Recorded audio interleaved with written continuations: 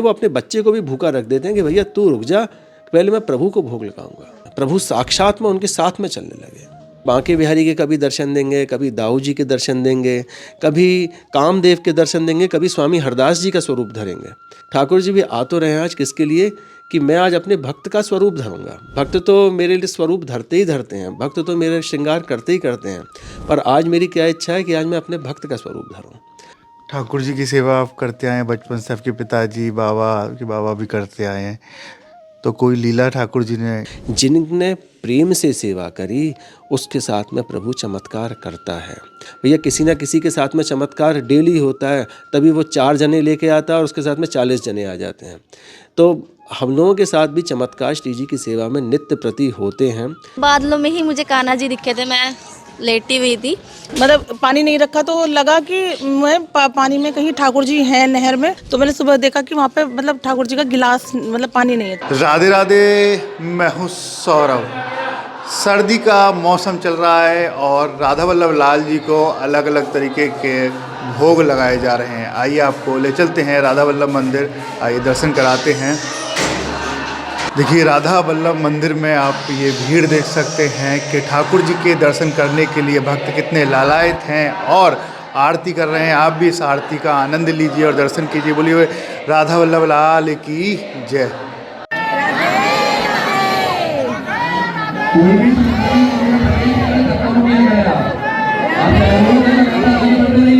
राधा वल्लभ लाल जी को सर्दी से बचाने के लिए नित्य अलग अलग भोग लगाए जा रहे हैं।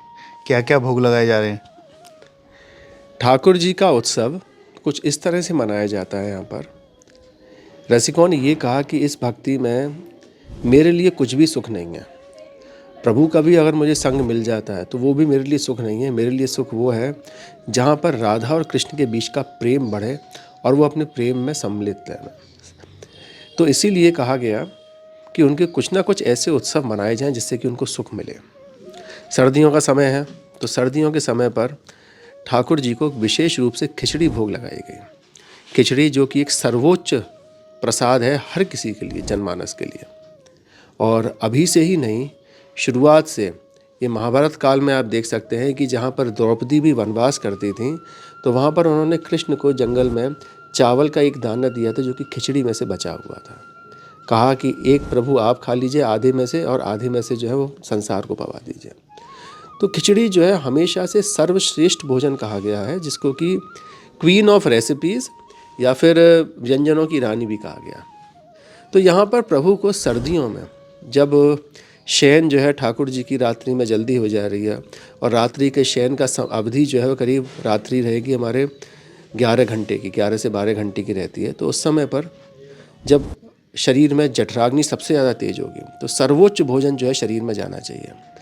तो यहाँ पर आचार्यों ने क्या कहा कि ठाकुर जी को खिचड़ी का भोग लगाया जाए जो कि सर्वश्रेष्ठ है। गरम मसालों से मध्य आंच पे बनी हुई और खूब उसके अंदर मेवा और घी से युक्त खिचड़ी प्रभु का भोग लगाई गई। और उसमें तरह तरह के व्यंजनों के साथ में कि तरह तरह के मसाले डल रहे हैं उसके अंदर, तरह तरह की रबड़ी, मलाई, कुलिया, चिपिया, खूब उसके अंदर मक्खन, खूब जो है अलग अलग बासौंधी, ये सारी चीज़ें हैं। तरह तरह की सब्जी बनेंगे, तरह तरह के अचार होंगे, तरह तरह के पापड़ होंगे। तो ये सारी चीज़ें जो हैं प्रभु को भोग लगाई जाती हैं। प्रेम से पगा उत्सव है और इस उत्सव में ठाकुर जी का भोग, ठाकुर जी के लिए राग और श्रृंगार, इन्हीं को ही जो है सबसे ज़्यादा प्राथमिकता दी गई। और ये तरह तरह के विविध हैं। छोटे छोटे उत्सव जो हैं वो 2 दिन, 3 दिन, 4 दिन के मनाए जाते हैं। दिवाली आपने 4 दिन मना ली, होली आपने 5 दिन मना ली। पर ये खिचड़ी जो है इसको महोत्सव कहा गया जो कि 1 महीने बनाई जाएगी। जिस समय पर शीत ऋतु सबसे ज़्यादा इस ब्रज में होगी, पौष शुक्ल 2 से और माघ शुक्ल पड़वा तक 1 महीने में सर्दी सबसे ज़्यादा तेज़ रहती है। उस समय पर प्रभु को इस तरह का सर्वोच्च भोग, तरह तरह के ठाकुर जी के वेश, तरह तरह के ठाकुर जी को राग रागनियाँ सुना के प्रभु को रिझाते हैं। ब्रजवासियों का और यहाँ के रसिकों का भी स्वभाव देखने लायक होता है कि वे सभी के सभी ठाकुर जी को बड़े प्रेम से अपनी सेवा करते हैं। सेवा भी कुछ इस तरह की कि सुबह सुबह ऐसी सर्दी में वो अपने बिस्तर को त्याग देंगे, वह बिस्तर को त्याग के नहा धो के प्रभु की सेवा में उनके समक्ष जो है वो खड़े हो जाएंगे। तो इससे बड़ी कोई तपस्या नहीं है जीवन में। तो आदर्श जीवनचर्या, दिनचर्या जीने की भी कला सिखाती है हमको एक खिचड़ी। और जब ये ब्रज की बात करते हैं तो ब्रज तो हमारे प्रेम से पगा हुआ है, रस से भरा हुआ है। यहाँ के ब्रजवासियों ने, यहाँ के रसिकों ने सिर्फ यही चीज़ रखी कि किस तरह से ठाकुर जी का सुख वर्धन हो, तो उसी रस को अलग अलग रूप से करके जो है ठाकुर जी के समक्ष जो है वो परोस देते हैं। यही जो है वो प्रेम से पकी खिचड़ी है राधा वल्लभ संप्रदाय की। खिचड़ी की बात करी आपने, ठाकुर जी को अलग अलग नित्य नए नए पोशाक धारण कराई जा रहे हैं, रूप बदल रहे हैं ठाकुर जी, कभी बांके बिहारी बन रहे हैं राधा वल्लभ, कभी भोलेनाथ बन रहे हैं। ये क्या भाव होता है? देखिए, ये सारी लीलाएं जो हैं वो निकुंज की लीलाएं हैं। तो जो रसिक अनन्य निकुंज उपासक जो होते हैं वही इन लीलाओं को समझ सकते हैं। पर थोड़ी सी बात हम और कहना चाहेंगे जिससे कि आम जनमानस भी समझ सकता है कि अनन्यता का खेल है सारा का सारा। ब्रजवासी लोग जो हैं उसमें विश्वास नहीं रखते हैं कि हम भैया द्वादश ज्योतिर्लिंग करने के लिए जाएं, हम 4 धाम करने के लिए जाएं। वो तो सारे के सारे स्वरूप अपने इष्ट में ही देख लेते हैं, राधा वल्लभ बांके बिहारी में, और किसी में नहीं देखते हैं। तो राधा वल्लभ लाल का जब जोगी भेष धरा, उन्होंने महादेव के दर्शन करे, तो उसमें ही वो लोग मान लेते कि भैया हमारे द्वादश ज्योतिर्लिंग जो है हमें दिख गए, केदारनाथ भी दिख गए, उसमें हमें बैजनाथ भी दिख गए, विश्वनाथ भी दिख गए, महाकाल भी दिख गए, सब दिख गए उसके अंदर। इसी तरह से बांके बिहारी के कभी दर्शन देंगे, कभी दाऊ जी के दर्शन देंगे, कभी कामदेव के दर्शन देंगे, कभी स्वामी हरदास जी का स्वरूप धरेंगे। तो ये सारे के सारे दर्शन जो हैं वो अन्यताओं के हैं कि प्रभु को अलग अलग तरह से भोग राग और श्रृंगार पवा के ठाकुर जी के अलग अलग वेश धरे, या फिर आप ये भी कह सकते हैं कि प्रभु ने भक्त का वेश धरा। ये जब स्वामी जी के दर्शन दे रहे हैं, जब नारद जी के दर्शन दे रहे हैं, जब हरवंश जी के दर्शन दे रहे हैं, तो ये भी कह सकते हो कि हाँ ठाकुर जी भी आ तो रहे हैं आज किसके लिए, कि मैं आज अपने भक्त का स्वरूप धरूंगा। भक्त तो मेरे लिए स्वरूप धरते ही धरते हैं, भक्त तो मेरे श्रृंगार करते ही करते हैं, पर आज मेरी क्या इच्छा है कि आज मैं अपने भक्त का स्वरूप धरूं। तो इस तरह से प्रेम से पगा उत्सव है और सारी लीलाएं जो हैं इस प्रेम की ही हैं।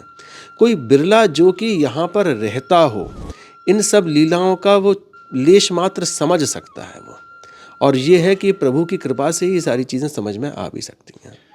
ठाकुर जी की सेवा आप करते आए हैं बचपन से, आपके पिताजी बाबा भी करते आए हैं, तो कोई लीला ठाकुर जी ने, क्योंकि ठाकुर जी सबके साथ भक्ति के साथ लीला करते हैं, आप तो स्वयं सेवी हैं ठाकुर जी के, मतलब अंग की सेवा करते हैं। देखिए, प्रभु की सेवा स्वयं में चमत्कार है। ठाकुर राधा वल्लभ लाल जी की बात करेंगे, बांके बिहारी की बात करेंगे, या फिर घर घर में रहने वाले सभी ठाकुर जी की बात करेंगे, जिनने प्रेम से सेवा करी उसके साथ में प्रभु चमत्कार करता है। जो सोचेगा वो चीज़ सामने आएगी, जिसके बारे में सोचेगा वो जना सामने आ जाएगा, जो चाहेगा प्रभु के लिए वो चीज़ तुरंत के तुरंत हो जाएगी। और ये अभी से ही नहीं है, ये हज़ारों सालों से इस ब्रज भूमि की पहचान है, जिस कारण से आज इस ब्रज में इतनी भीड़ आ रही है। भैया किसी ना किसी के साथ में चमत्कार डेली होता है, तभी वो 4 जने लेके आता है और उसके साथ में 40 जने आ जाते हैं। तो हम लोगों के साथ भी चमत्कार श्री जी की सेवा में नित्य प्रति होते हैं, पर चमत्कार क्षण क्षण में हो जाते हैं। तो भैया अब उन चमत्कारों की आदत हो गई है कि प्रभु की सेवा में रहेंगे तो कुछ ना कुछ चमत्कार प्रभु दिखाते ही रहते हैं अपने। कहते हैं बाहर से भक्त जो आते हैं कि ब्रजवासियों को बहुत प्रेम करते हैं ठाकुर जी। भैया ब्रजवासियों को क्यों नहीं प्रेम करेंगे? ब्रजवासियों की रहनी करनी जीवन सब इनके प्रभु से ही तो है। वो जगते किस लिए हैं? प्रभु के लिए। मंगला आरती करनी है भैया, प्रभु के लिए जगना है उनको। भोजन उनका घर में नहीं बनेगा, भोजन जो है बनेगा ठाकुर जी का भोग बनेगा। ब्रेकफास्ट नहीं बनता है उनके घर में बनता है बाल भोग। ना उनके घर में दोपहर का भोजन बनता है, लंच बनता है, उनके यहाँ बनता है राजभोग।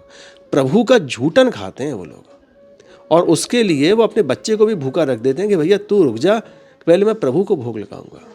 यह भाव जो है बड़े बड़े देवता आदि भी जो हैं वो अपने मन में लेके नहीं आ पाते हैं। इस भाव को धरने के लिए बड़े बड़े ऋषि मुनि तपस्याएं करते हैं, पर यह भाव नहीं आ पाता है। पर ब्रजवासियों में यह भाव सहज में रहता है। वे कहते हैं कि भैया ये तो मेरे ही लाला हैं, ये तो मेरी ही राधा रानी है। तो जब मेरा जब आ जाता है ना तो वह अधिकार से आता है। तो ये अधिकार जो है वो ब्रजवासियों के पास में जन्मजात रहता है कि उनका उत्सव किससे है? अपने ठाकुर से है। उनके लिए दिवाली होली कोई महत्व नहीं रखती जब तक कि वो अपने ठाकुर को नहीं पूज लें। लक्ष्मी गणेश जी बाद में पूजेंगे, बाजारों में जाके अलग अलग बम पटाखे बाद में खरीदेंगे, पर पहले जो है अपने प्रभु के लिए पोशाक खरीदेंगे। तो हर चीज़ जो है उसमें वो प्राथमिकता अपने प्रभु को देते हैं। तो यहाँ के ब्रजवासी की रहनी इस तरह की है, दिनचर्या इस तरह की है, उसका खाना पीना, भाई अपने व्यापार पर जब निकलेगा ना, तो यहाँ पर तो वृंदावन में आप देखते हो कि मंगला करके जो है वो अपनी दुकानें खुलती हैं और शयन करने से पहले जो है दुकानें बंद करके वो आ जाता है अपने घर पर। तो जब जीवनचर्या आपकी ठाकुर जी से जुड़ गई तो भक्त तो स्वयं में ही भगवान का स्वरूप हो गया। इसलिए वो भक्त अपने आप में ही सबसे ज़्यादा श्रेष्ठ है, भले कहीं का भी हो गए। सभी लोग इसलिए तो कहते हैं कि भैया वृंदावन में रहना है, वृंदावन का वास मिल जाए, हम ब्रजवासी बन जाए। 7 समुद्र पार से जो है वो आते हैं यहाँ पर रहने के लिए। बड़े बड़े संतों ने भी यही चीज़ की प्रेरणा भी दी कि भैया ये भाव आपको कब मिल पाएगा, जब आप ब्रजवास करोगे। तो आज देखो वृंदावन में जैसे कि इस्कॉन नाम की संस्था है, भक्ति वेदांत जी ने ऐसा भाव दिया, जो लोग यहाँ के नहीं हैं उन लोगों को भी इस मिट्टी में वो अपनी नाक पैर जो है वो घिसते हैं। वो कहते हैं कि इसी मिट्टी में जो है ठाकुर जी मिलेंगे। तो ऐसे ऐसे संतों की ये भूमि रही है, उन लोगों ने भाव समझा है यहाँ का, उसी से जो है वो समझ गए कि हाँ भैया ब्रजवासी जो है वो सबसे सर्वश्रेष्ठ है। वो संत श्री प्रेमानंद महाराज जी भी ब्रज का भाव समझ गए। बचपन से आप देखते आए, आते हैं आप। बिल्कुल बिल्कुल, जितने प्रेमानंद जी की तो बात है ही है, इससे अलावा भी जितने भी संत हैं सब लोगों का सब यही रहा है कि भैया ब्रजवास और ब्रजवासी, जिन्होंने ये चीज़ 2 पकड़ ली, सब कुछ हो गया उनके पास में। प्रभु साक्षात में उनके साथ में चलने लगे। आप आज जाइए कहीं पर किसी आप संत के पास में, आप कह दीजिए कि मैं ब्रजवासी हूँ, तो वो सबसे पहले आपके चरण छींगे और आपका हाथ अपने सिर पर रखेंगे कि भैया मेरे अंदर वो भाव आए, मुझको आप आशीर्वाद दीजिए। यही संत की एक सबसे बड़ी निशानी भी होती है। तो प्रेमानंद जी हुए, आप हमारे इस समय पर वृंदावन में मलूक पीठ वाले राजेंद्र दास जी हुए, एक से एक संत। ये तो 2 संत ऐसे हैं जो कि इस समय पर संतों के मंडली में मूर्धन्य हैं। इसके अलावा ब्रज में और वृंदावन में हमारे ऐसे छुपे हुए संत भी हैं जिनका कि आप दर्शन करेंगे, तो जब आप वो दर्शन करेंगे तो वो आप उनको प्रणाम करोगे, वो आपसे पहले आपके प्रणाम कर लेंगे। तो इसीलिए ब्रजवासी जो है भैया श्रेष्ठ है हमारे साथ। श्री हरिवंश हमारे साथ भक्त हैं जो राधा वल्लभ लाल जी के दर्शन करने के लिए आए, इनसे बात करें। श्री हरिवंश, कहाँ से आप आए? हम मुजफ्फरनगर से। मुजफ्फरनगर से राधा वल्लभ लाल के दर्शन किए, कैसी अनुभूति आज? बस जी राधा वल्लभ के दर्शन करके, राधा बस साक्षात सामने ठाकुर जी है तो आनंद ही आनंद है। कब से आप यहाँ पे आ रहे हैं? हमें यहाँ मतलब 12-14 साल तो हो गए आते आते। 14 साल से यहाँ पर लगातार आप आ रहे हैं, तो कैसा क्या मिला ठाकुर जी के पास? बस लगता है कि वो सब कुछ छोड़ के यहीं कहीं वास मिल जाए। वास ना मिले तो आवागमन तो हमारा यहीं चलता रहे और कहीं ना चले। क्या क्या लीलाएं करते हैं? 12 वर्ष से यहाँ पर आप आ रही हैं। पहले तो ऐसा लगता था कि जैसे मतलब ठाकुर जी के पास आए तो लगा कि भाई ऐसा है या नहीं है, मतलब जो पहले फीलिंग्स थी वो आज नहीं है। अब तो लगता है कि कोई क्या कह रहा क्या नहीं कह रहा कोई फ़र्क नहीं पड़ता। अच्छा, बस दर्शन होते हैं, ठाकुर जी आए साथ में। पहले तो मतलब मेरे ठाकुर जी मेरी शादी से ही आए मेरे पास, हमने कभी देखा नहीं था, जाना नहीं था ना, हमारी किसी फैमिली में थे। फिर धीरे धीरे यहाँ पर आना हुआ। फर्स्ट टाइम 13-14 साल पहले जब आए, उसके बाद फिर धीरे धीरे ऐसी कुछ लीलाएं हैं जो मतलब नहीं कहने का है कि कई बार जैसे पानी नहीं रखा तो मतलब बेटे को इतना वो नहीं था, तो वो कह रहे थे मतलब पानी नहीं रखा तो लगा कि मैं पानी में कहीं ठाकुर जी हैं नहर में, और मैंने पानी की मतलब क्यों प्यासी हूँ मैं, जैसे कहीं है और बहुत पानी पी रही हूँ मैं। तो मैंने सुबह देखा कि वहाँ पे मतलब ठाकुर जी का गिलास मतलब पानी नहीं है। तो मैंने अपनी बेटी से पूछा कि तुमने पानी क्यों नहीं रखा था, तो शायद मुझे ठाकुर जी मतलब ऐसे कई बार होती हैं बातें, अनुभूति। तो बस अब तो यही मन करता है कि जब भी कुछ आए कुछ भी हो, बस अपने ठाकुर जी का दर्शन करें और फिर जाए। आप बताइए कहाँ से आप आई? राधे राधे। मैं तो इन्हीं के साथ ही हूँ, राधे राधे। आप भी आती हैं दर्शन करने? हाँ जी, मैं इन्हीं के साथ आती ये हूँ जब काफी भी टाइम आती मतलब हूँ। बाद में जुड़ी हुई है। कैसे जुड़ गई ठाकुर जी से? वृंदावन धाम। उनकी कृपा है, उन्हीं की लीला है, जैसा वे चाहते हैं वैसा ही होता है। देखो उनके बिना तो कुछ नहीं हो पाता ना। क्या उन्हीं हुआ? की कृपा है। बस पता नहीं ऐसे ही आसमान जी मतलब कि बादलों में ही मुझे कान्हा जी दिखे थे। मैं लेटी हुई थी पड़ोस में, मैंने कहा कि भाई आप जा रहे हो बाके बिहारी जी, मैंने कहा मेरा भी प्रसाद चढ़ा देना। उन्होंने मना कर दिया कि वहाँ पे प्रसाद नहीं चढ़ता। तो मतलब कि मेरे मन में ना बहुत दुख हुआ। तो फिर मुझे बादलों में कान्हा जी दिखे थे, तब से ही बस उन्होंने बुला लिया। फिर उसके बाद मैंने बोला कि भाई आपने अच्छा नहीं किया, आप बुलाते नहीं हो ऐसे प्रसाद, तो ऐसे वो नहीं होता भाई, सभी चढ़ा देते हैं, किसी को बोलते हैं तो चढ़ा ही देते हैं प्रसाद। बस फिर ये दीदी मिल गए, इनसे जुड़े, इन्हीं के साथ आ जाती हूँ मैं जब भी आती हूँ। श्री हरिवंश, राधे श्री राधे। हरिवंश, राधे राधे राधे। राधे। मीठे रस से भरी ओड़ी राधा रानी लागे, ओ महारानी लागे, मने खारो खारो जमुना जीरो पानी लागे। ओ मीठे रस से भरी ओड़ी राधा रानी लागे, ओ महारानी लागे, मने खारो खारो जमुना जीरो पानी लागे। जय जय श्री हरिदास, श्री हरिदास।